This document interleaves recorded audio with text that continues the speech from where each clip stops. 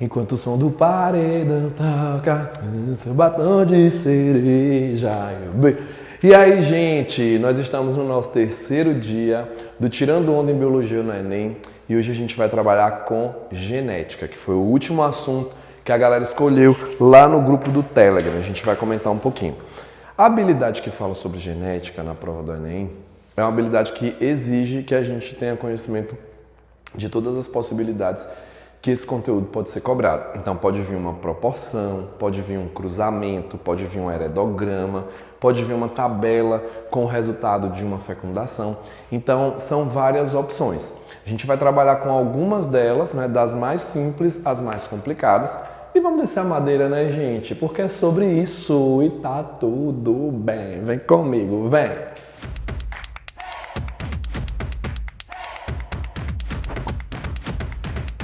Então, partiu a aprovação. Olha só, gente. Nessa nossa primeira questão, o que a gente tem aí para vocês na pegada da genética? Em um experimento, preparou-se um conjunto de plantas por técnica de clonagem a partir de uma planta original que apresentava folhas verdes. Esse conjunto foi dividido em dois grupos que foram tratados de maneira idêntica, com exceção das condições de iluminação, sendo um grupo exposto a ciclos de iluminação solar natural e outro mantido no escuro. Após alguns dias, observou-se que o grupo exposto à luz apresentava folhas verdes, como a planta original, e o cultivado no escuro, folhas amareladas. Ao final do experimento, os dois grupos de plantas apresentavam. Bom, palavra-chave aí, clonagem. Clonagem é uma biotecnologia que adora ser cobrada na prova do Enem. E quando a gente vai trabalhar com clonagem, a gente está trabalhando com clones. E os clones, eles são cópias.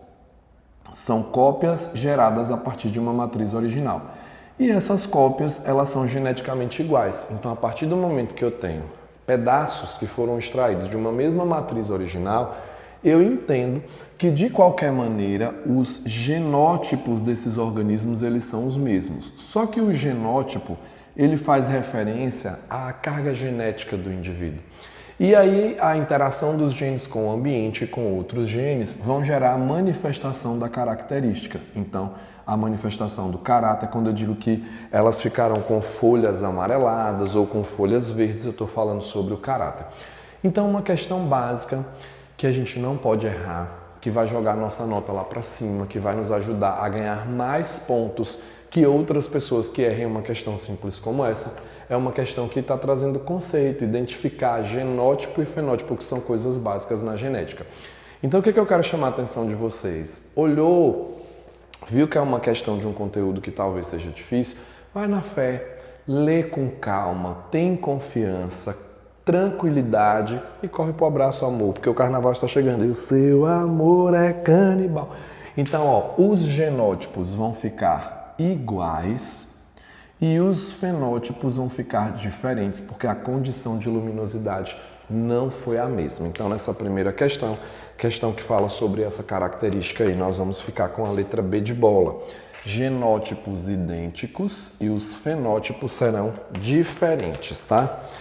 Agora, a gente vai para uma outra questão, que é uma questão também simples, já caiu mais de uma vez, né, considerando todas as edições da prova, essas questões relacionadas a leis de Mendel. Mendel é um cara desocupado, não tinha Instagram, Facebook, então ele ficava fazendo um negócio de cruzamento de sementes, né? Cruzava ervilhas, nasciam os descendentes, ele analisava os resultados. O que é importante a gente entender? O que Mendel trabalhou? Então, em vários tipos de prova, e no Enem não é diferente, a gente precisa ter conhecimento sobre o passo a passo do experimento de Mendel.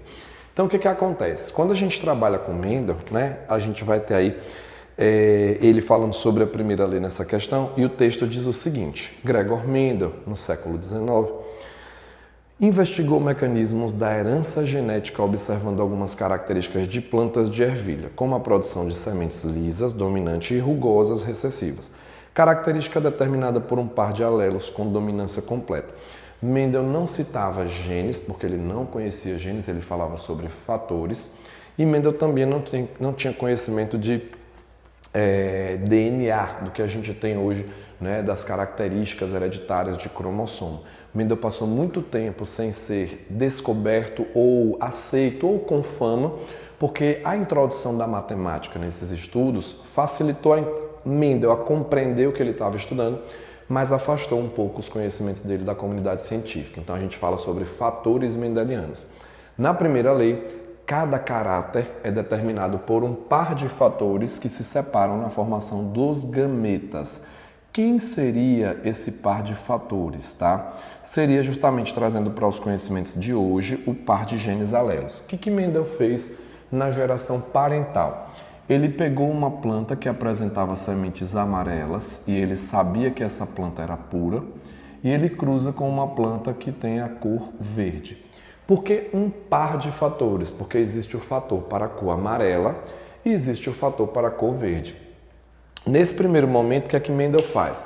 Mendel realiza uma fecundação cruzada, ou seja, ele vai utilizar o grão de pólen de uma para fecundar o gineceu da outra. Como é que Mendel sabia que essas aqui eram amarelas puras? Pura, hoje a gente chama de homozigoto. Então, quando eu falo pura ou homozigoto, é a mesma coisa. Ele autofecundava essa amarela e só nasciam amarelas. Então, ele sabia que ela era pura. Ele autofecundava essa verde e só nasciam verdes. Ele sabia que ela era pura. Então, o que vai acontecer aqui? Quando ele cruza essas duas variedades, 100% dos descendentes nascem com sementes amarelas. 100% dos descendentes nascem com sementes amarelas. E aí o que a gente entende, né? Que a característica que não se manifestou seria o caráter recessivo e nesse caso essas híbridas aqui têm o caráter dominante. Como Mendel identifica, né, ou chega às conclusões dele? Ele agora vai fazer uma autofecundação e ele conclui que essas plantas aqui são híbridas, porque a partir da fecundação, da autofecundação dessas amarelas com elas mesmas, 75% delas nascem com sementes amarelas e 25% nascem com sementes verdes. Então, na primeira lei, cada caráter é determinado por um par de fatores que se segregam na formação dos gametas. Trazendo para a atualidade, o par de fatores é o par de genes alelos. Então, o amarelo, homozigoto dominante, o verde, homozigoto recessivo, né? E eles são homozigóticos, mas essa primeira lei também é chamada de pureza dos gametas. O que a gente precisa identificar? Que esses indivíduos aqui, que são diploides, vão gerar gametas haploides e que em cada gameta eu só tenho um exemplar. Quando ocorre a fecundação, a gente percebe aqui que esses indivíduos vão ser heterozigóticos. Então, na primeira lei, eu vou explicar cada caráter como sendo um par de gametas. A primeira lei também é a lei da pureza dos gametas. A gente sabe que os gametas são haploides, então a gente vai dizer que eles só carregam um exemplar daquilo ali. E a gente entende que eles se segregam na formação dos gametas porque esse par de genes alelos, eles vão estar nos cromossomos homólogos, e aí para quem quiser, já faz aquela anotada aí maravilhosa, o que explica essa segregação é a anáfase 1. Quando os cromossomos homólogos se segregam, a gente tem a segregação na anáfase 1 desse par de fatores que determinam uma característica. Quando Mendel faz a autofecundação dessa geração aqui, o que a gente vai obter? Nós vamos ter aqui, o indivíduo Vzão, Vzinho, ele pode mandar o Vzão ou ele pode mandar o Vzinho. E aí a gente começa a ter essas possíveis combinações, A gente começa a ter essas possíveis combinações. Então aqui, eu vou ter um homozigoto dominante, eu vou ter 2 heterozigóticos e um homozigoto recessivo. Então, entender que a parental era pura, que eu fiz fecundação cruzada para ter a geração F1, que a F1 era híbrida e que eu fiz autofecundação para ter a F2, e que na F2 nós obtivemos proporções fenotípicas e proporções genotípicas, respectivamente de 3:1 e de 1:2:1, é extremamente importante da gente levar em consideração. Para você que está assistindo esse vídeo até agora, eu tenho 2 convites. O primeiro é, se você gostou, dá o like no vídeo, se inscreve no canal, ativa as notificações e manda esse link para as pessoas que você gosta, que você quer que passem com você, porque a aprovação é igual a bloco de carnaval, a gente quer estar com os amigos para a gente arrasar. E o segundo é fazer um outro convite. Aqui no canal tem uma playlist sobre genética. Todos os conteúdos, né, de genética eu estou ensinando aí para vocês. Essa playlist está aberta para vocês. Então, quem quer aprofundar na primeira lei para entender conceitos básicos, super vale a pena dar uma olhadinha lá. Então, essa ideia de como Mendel trabalhou e de como ele chegou às suas conclusões é importantíssima, tá? Outra característica aqui é que essas plantas que Mendel utilizou tinham gerações curtas, então ele podia fazer vários cruzamentos, né?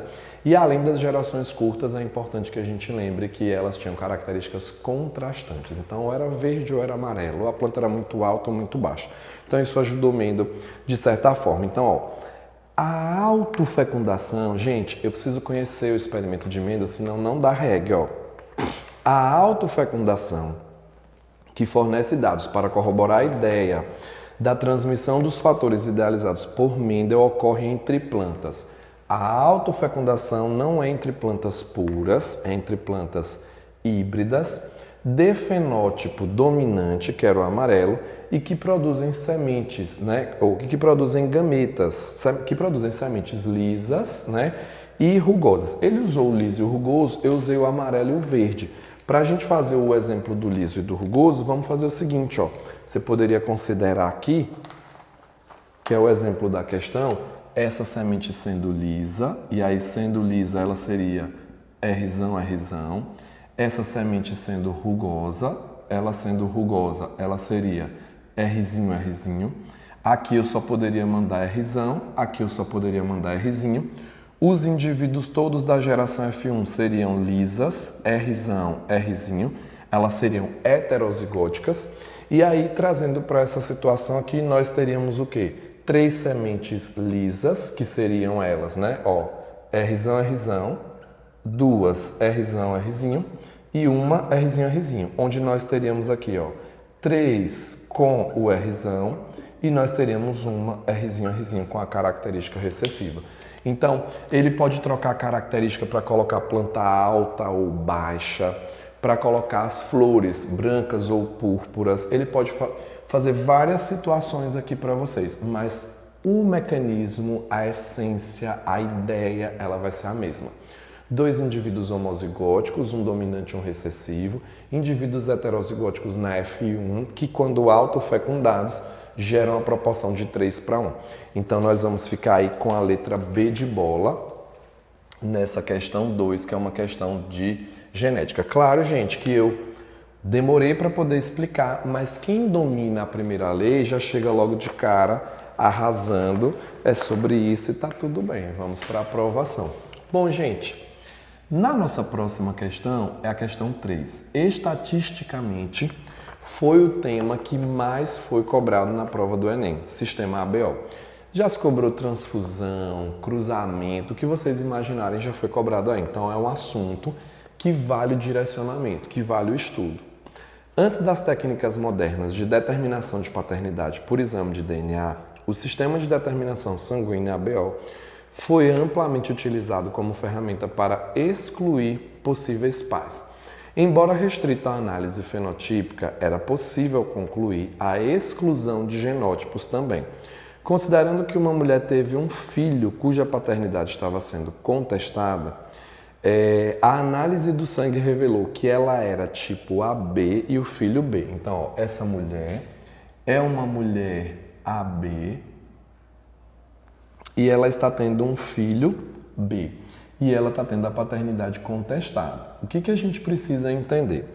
Quando nós vamos trabalhar com o sistema ABO, o sistema ABO é um caso de polialelia, porque a gente tem o IA, a gente tem o IB e a gente tem o Izinho.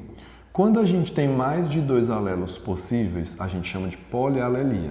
Então, esse é um caso de polialelia.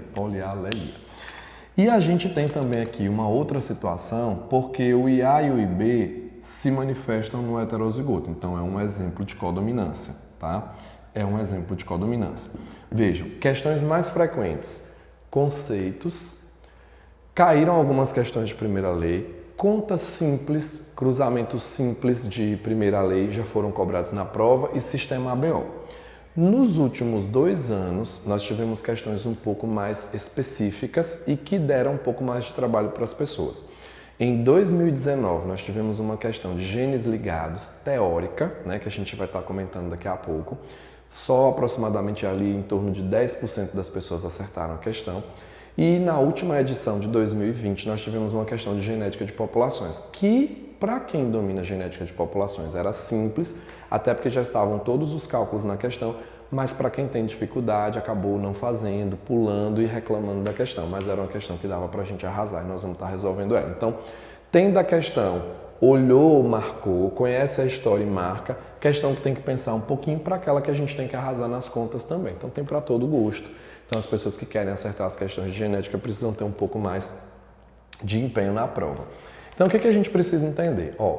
Essa mãe aqui, ela é IA e B, porque o indivíduo AB, ele é heterozigoto.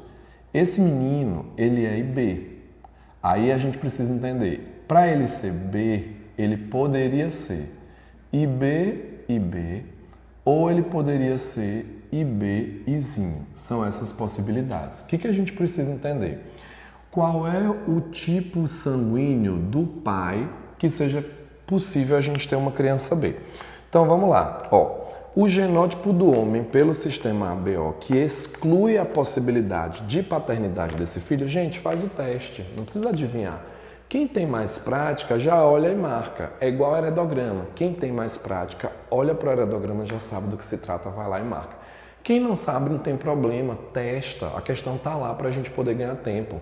Se você tem uma média de 3 minutos por questão, isso significa que você vai fazer questões em 30 segundos, em 1 minuto, e outras em 4 minutos, em 5. É média. A gente tem que saber dosar e administrar o tempo para conseguir ter um bom resultado. Então você vai lá e testa. Já na letra A, ele traz para a gente aqui. Se esse indivíduo fosse IA, não teria possibilidade dele ser B. Ele não tem condições de ser B, porque se ele fosse IA, o IA teria que ter vindo para cá. Então, eu vou excluir a paternidade desse indivíduo IA. Agora, ele poderia ser IAzinho, poderia, e aí ele teria mandado o Izinho para cá.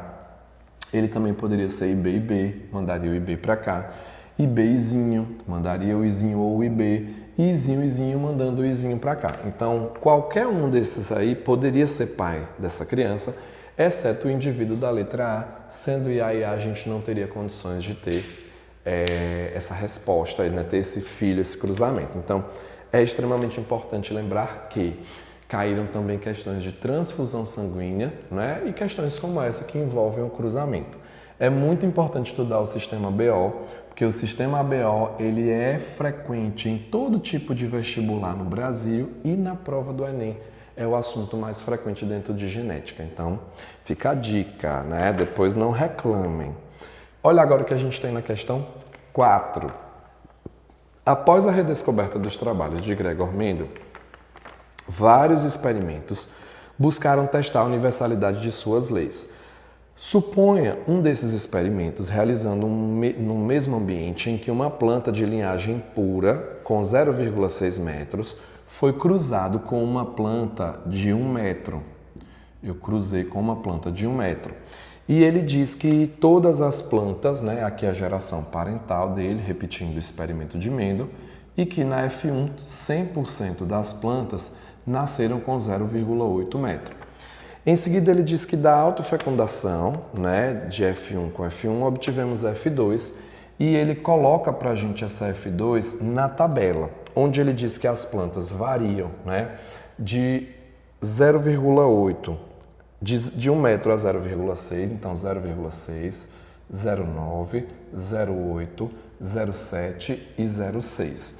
E ele diz para a gente quantos indivíduos nós teríamos aqui, 63, 245, 375, 255 e 62. E aí ele pede para a gente, né, qual é a real disso aqui. Bom, tem algumas maneiras de você responder essa questão. Uma delas é entender que questões de altura como essa, com essa distribuição, são questões que envolvem uma herança chamada poligenia. São questões que envolvem uma herança chamada poligenia. Na poligenia, tem uma regrinha que diz o seguinte: o número de classes fenotípicas. O que são classes fenotípicas? Eu não estou trabalhando com altura. Então, as classes fenotípicas são essas categorias aqui. O número de classes fenotípicas, ela varia, né, dentro de uma regra. O número de classes, o número de classes é igual ao número de poligenes envolvidos mais 1. Então, isso aqui, gente, a gente pode matar da seguinte maneira. Eu identificando, enquanto aluno, que é uma poligenia, eu tenho 1, 2, 3, 4, 5 classes fenotípicas. E aí eu entendo que se eu tenho 5 classes fenotípicas, eu tenho 4 genes envolvidos, ou seja, são 2 pares de genes. Esse indivíduo seria Azinho, Azinho, Bzinho, Bzinho. Esse aqui, Azão, Azão, Bzão, Bzão. Esse indivíduo seria duplo heterozigoto. E aí eu consigo responder a questão. Em outra ocasião, o que você poderia fazer? Você vai arredondar isso aqui para valores que fiquem fácil de você trabalhar. Então você chega aqui, por exemplo, e coloca aqui, 60. E você sai transformando isso aqui tudo em múltiplos de 60. Quando você dividir tudo por 60, você vai perceber que você vai encontrar 1 para 4, para 6, para 4, para 1. Você tem que encontrar valores aproximados. Essa proporção 1, 4, 6, 4, 1 é uma proporção resultante de uma poligenia quando a gente faz uma autofecundação. Então, assim, dependendo do nível que você tem de genética, você conseguiria encontrar o tipo de herança e as respostas por diferentes tipos de raciocínio. Lembra vocês que tem aí no canal toda uma playlist com todos esses assuntos de genética separados. Os pesquisadores chegaram à conclusão, a partir da observação da prole, que a altura dessa planta é uma característica aqui. Não segue as leis de Mendel. Falso. Eu entendo que essa proporção aqui é porque esses 2 pares de genes estão em cromossomos diferentes. É a lei da segregação independente. Então, para dar essa proporção, eu tenho conhecimento, né? Eu encontro essa proporção por um triângulo de Pascal. Eu tenho conhecimento que elas estão sim em genes, em cromossomos diferentes e atendem a segunda lei. Não é herdado em si uma característica ambiental. Isso é falso pelo padrão de herança que a gente está vendo. Apresenta herança mitocondrial. Não é herança mitocondrial aqui, a gente não está trabalhando com isso nesse ponto. Em animais é que a gente tem a questão da herança mitocondrial ser toda de herança materna. E depois ele diz assim, é definida por mais de um gene. Perfeito, eu estou percebendo aqui que eu tenho 2 pares de genes envolvidos. Essa é a nossa resposta. E na letra E é definida por um gene com vários alelos. Isso é falso. Um gene com vários alelos é o caso que nós trabalhamos de polialelia, que é, por exemplo, a situação do sistema BO. Não confunda polialelia com poligenia. São coisas completamente diferentes. São coisas completamente diferentes. Apesar de ser uma questão simples, é uma questão que exige um nível de conhecimento um pouco maior e mais segurança do aluno para ele realmente saber o que ele está fazendo. Então, essa questão 4, a gente fica com a letra D de digenal. E é isso. Rio morava numa ilha e desertar. Então, vamos lá, né, gente? Genética é fácil, agora genética é pacote completo. O cara tem que estar disposto, ele tem que estar na jogada. E se você quer arrasar nas questões de genética, fica a dica. É só começar do básico, indo para o aprofundado e você vai conseguir tirar onda do mesmo jeito. Vai dar tudo certo. É sobre isso e tá tudo bem, tá? Bom, gente, na questão 4, nós fizemos agora. Na questão 5, na sequência, né? O que nós teremos aqui? Com base nos experimentos de Mendel, foram estabelecidos 3 princípios básicos, que são conhecidos como leis da uniformidade, segregação e distribuição independente. A lei da distribuição independente refere-se ao fato de que os membros de pares diferentes de genes segregam-se independentemente uns dos outros. Hoje sabe-se que nem sempre isso é possível. O que a segregação independente traz? Vamos imaginar um indivíduo duplo heterozigoto. Esse indivíduo duplo heterozigoto, ele pode estar em 2 situações diferentes. Eu posso ter aqui, um par de cromossomos com o gene A e o gene B, ó. E aí aqui é uma situação de segunda lei. Como eu posso ter em um único par de cromossomos, esses genes aqui. E aí o que a gente conclui? Que na segregação independente, ou segunda lei de Mendel, os genes estão localizados em cromossomos diferentes, mas que às vezes esses genes podem estar ligados em um mesmo cromossomo, e aí a gente vai ter uma ligação gênica. Quando eles estão ligados, eles tendem a ser dados juntos. Agora olha o que acontece. Mesmo quando eles estão no mesmo cromossomo, eles até podem estar em segregação independente quando as distâncias entre eles são maiores de 50%. É uma coisa um pouco mais específica, que nem sempre é cobrado, mas fica aí para quem tem um conhecimento que atende, né? Que consegue dar conta disso aí. Para quem não, o que é que eu quero que vocês entendam aqui? Imagine um cromossomo onde eu tenho aqui assim, ó, A, B e C. Eu vou mudar as letras só para não confundir com esse exemplo, tá? Imagine que você tem aqui, ó, Dzão, Ezão e Fzão.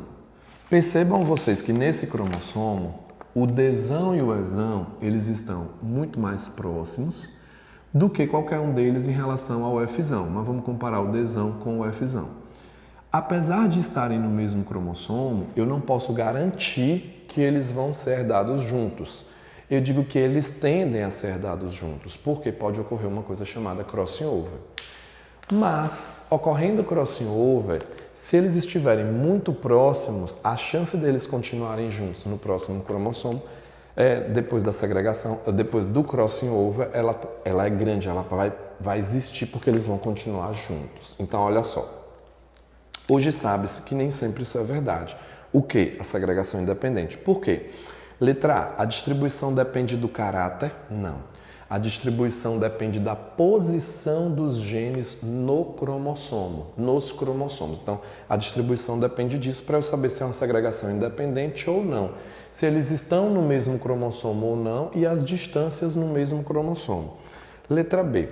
Os organismos nem sempre herdam cada caráter de um dos genitores. Isso é falso, né? Neste caso, não é esse conceito que eu aplico ao porquê que ele está me perguntando. Alguém poderia dizer assim, tem partenogênese que você só herda de um dos genitores. Ok, mas não é esse o contexto. O contexto aqui eu estou comparando uma segregação independente com uma ligação gênica. As alterações cromossômicas podem levar a falhas na segregação durante a meiose, também não é essa justificativa. Agora a letra D. Os genes localizados fisicamente próximos no mesmo cromossomo, eles tendem a ser dados juntos, ou seja, se eles têm uma distância menor que 50%, né, eles vão estar numa situação de linkage, e se for menor ainda, mesmo ocorrendo um crossing over, a chance é muito grande deles continuarem juntos. Então, a nossa resposta é a letra D de dado, uma questão que não exigia conta, mas exigia conhecimento teórico de vocês. Então, no Enem caiu de tudo, da parte de conceito, a parte de herança, envolvendo cálculo, tá? E a letra E diz que o cromossomo que contém 2 determinados genes não pode sofrer disjunção. Na primeira fase não tem relação com o que a gente vai estar falando aqui, tá bom, gente? Bom, ficamos aí na quinta com a letra D. Foi uma questão que 10% dos candidatos acertaram apenas. E a última também deixou muita gente de cabelo em pé, Enem 2020, que traz uma questão de genética de populações. Uma população encontra-se em equilíbrio gênico quanto ao sistema ABO. Em 25% dos indivíduos nós temos O, e 16% dos indivíduos são A homozigóticos. Eu estou dizendo para você que 25% deles são O e que 16% deles são A homozigoto. Esses aqui são Izinho, Izinho, e esses aqui são IA, IA. Eu tenho uma dica para te dar. Ele já colocou aí como você calcula as frequências dos grupos. Existe uma aula aqui no canal só sobre genética de populações. Assiste essa aula que eu dou várias dicas de como você acertar as questões de genética de populações sem usar fórmula. Mas aqui ele diz assim, qual a porcentagem de indivíduos do grupo B? Ele quer saber qual a porcentagem de indivíduos do grupo B. Os indivíduos do grupo B, eles são IB, IB, e eles são também IB, Izinho. Eu vou te dar uma dica. Aqui nós vamos encontrar o valor de cada um dos genes através do homozigoto. Quando você vai calcular a frequência dos genes, P mais Q mais R é igual a 1. O P está valendo aqui o IA, o Q está valendo o IB e o R está valendo o Izinho. Quando você fala sobre ele em homozigose, é ele ao quadrado. Então, 0,25 é o valor do meu R ao quadrado. E o meu R, portanto, é a raiz quadrada de 0,25. O meu R, então, é 0,5. Beleza, gente? Então, eu já sei que o meu R é 0,5. Ginaldo, de onde você tirou esse R ao quadrado? Essas são as frequências gênicas e as frequências genotípicas são o quadrado do primeiro, 2 vezes o primeiro pelo segundo, 2 vezes o primeiro pelo terceiro, o quadrado do segundo, 2 vezes o segundo pelo terceiro, o quadrado do terceiro igual a 1. Essa é a frequência genotípica. De onde sai essa fórmula? Pegando essa daqui e elevando ao quadrado. Então, isso aqui é resultante de P mais Q mais R ao quadrado. Ao invés de você se estressar, ai professor, é muita coisa, vá na dica, vá na fé. Quando for ele ao quadrado, é ele em homozigose. Então, quando é ele ao quadrado, é ele em homozigose. Então, P ao quadrado é o IA, para te ajudar. Q ao quadrado é o IB, e R ao quadrado é o Izinho. Beleza? Toda vez que for ele em heterozigose, é 2 vezes o valor de cada gene. Eu prefiro dar essa dica do que vocês terem que decorar a fórmula toda. Quem é bom de matemática entende que é o ao quadrado, desenvolve o produto notável e arrasa. Quem não é bom em matemática tem que lembrar da genética. Quem é bom em nenhum dos dois fica um pouco mais difícil. Isso é um problema seu, isso é uma escolha sua, porque a gente está aqui para te ajudar. Mas segue o baile, tá? Então aqui, 2PQ, a gente tem aqui, é o IA e B, 2PR é o IAzinho, 2QR é o IBzinho e R ao quadrado já foi. Então, quando você chega aqui e 16% é IA, é porque 0,16 é o valor do P ao quadrado. Então, o P está valendo a raiz de 0,16, que é 0,4. Aí acabou a questão, gente, porque fica sem graça. Olha só. O R a gente já descobriu que deu R 0,5. O P nós acabamos de descobrir 0,4. Para fechar o meu 1, o meu 100%, 0,1. Aí você chega aqui e arrasa. Bom, então caso ele me pedisse, o valor dos indivíduos do sangue B é esse aqui. Só que ele colocou assim, a porcentagem de doadores compatíveis para alguém do grupo B, aí a gente precisa entender o seguinte. Se você é sangue B, de quem que você vai receber sangue? Sendo sangue B, eu posso receber sangue de quem é B e eu posso receber sangue de quem é O. Eu posso receber sangue desses dois. Então, o que a gente vai analisar aqui? Eu vou fazer a soma de quem é B e eu vou fazer a soma de quem é O. Então, o que vai acontecer? A soma de quem é B, a gente vai ter aqui, Q ao quadrado é 0,1. Então, 0,1 ao quadrado, a gente vai encontrar 0,01. E B vai ser 2QR, 2 que multiplica o Q, que é 0,1, que multiplica o R, que é 0,5, a gente vai encontrar aqui, 0,1, quer dizer, 2 vezes 0,1 vezes 0,5 vai dar 0,1. E o Izinho, como a gente tem aqui, o R valendo 0,5, a gente vai ter 0,5 ao quadrado, vai dar 0,25. Quando a gente fizer essa soma aqui, nós vamos encontrar 0,36, que é a mesma coisa que 36%. Então, precisava de conhecimento das contas e de atenção, que ele queria os doadores aí compatíveis, com alguém do grupo B. Então, gente, nós ficamos aí com a letra D de digenal. E é isso, é sobre isso e tá tudo bem, gente. Um beijão e fica ligado na nossa live lá no Instagram que a gente vai estar falando sobre TRI, sobre a estatística da prova e sobre as dúvidas que vocês tiveram aí nessa nossa maratona do Tirando Onda em Biologia na prova do Enem. Um beijão para vocês, sintam-se abraçados e até o carnaval. Deu água na boca. Água na boca. Tchau, gente.